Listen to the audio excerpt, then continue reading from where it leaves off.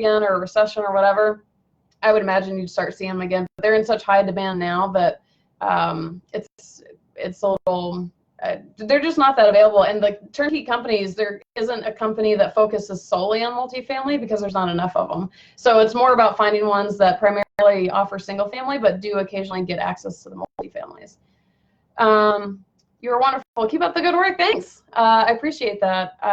Video, if you guys have been following Hipster for a while, you will know by lack of video that video is not really my thing usually.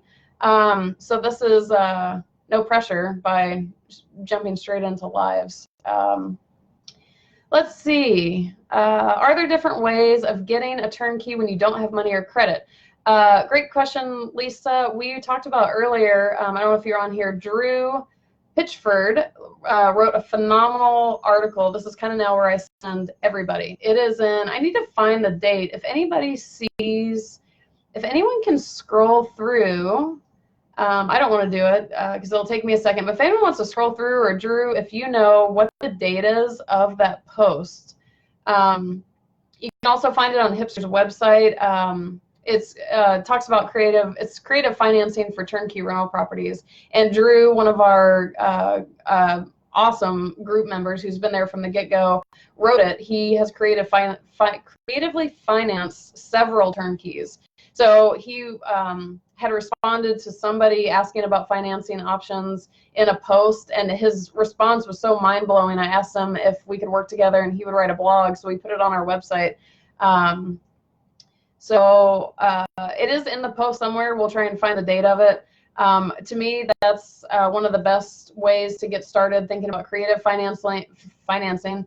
And then so one thing I did too, which I guess is not in Drew so much, I used an investor partner on a lot of mine. At the time, he had cash and I had credit.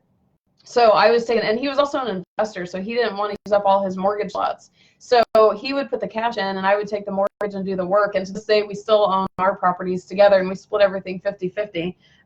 In that case, I had something to offer to the deal. But if you don't have money or credit, one thing you would probably want to look into, and this is not my area of expertise at all, so take it or leave it. Someone else on here may know a little better. Commercial loans are going to be different. Commercial loans go off of the properties, not you. Like if you get a traditional mortgage, it's going to look at your personal qualifications, and you have to qualify for it personally. But if you get a commercial loan for a commercial building or whatever it is, they are mostly looking at the building itself.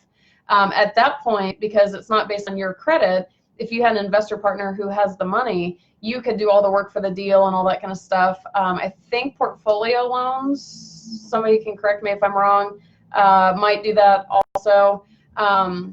But this is going to sound so nerdy and boring. If you don't have money or credit, I think the best thing somebody can do, and I was in this boat initially myself, is use that time, try and find a way to start saving money, get money, build your credit if you have the opportunity for it. And while you're doing that, it's a phenomenal time to learn, to get education. Again, I know it sounds super boring, but had I not taken the few years before I started diving into things, I wouldn't have really known what I was doing.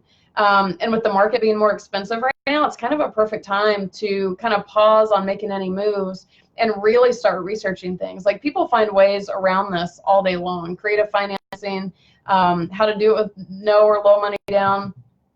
Turnkeys, I'll just tell you, are going to require 20% down on a mortgage. So that would be money and credit.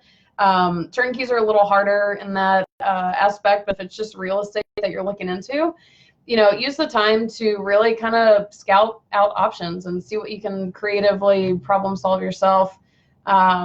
And then look for Drew's article. Oh,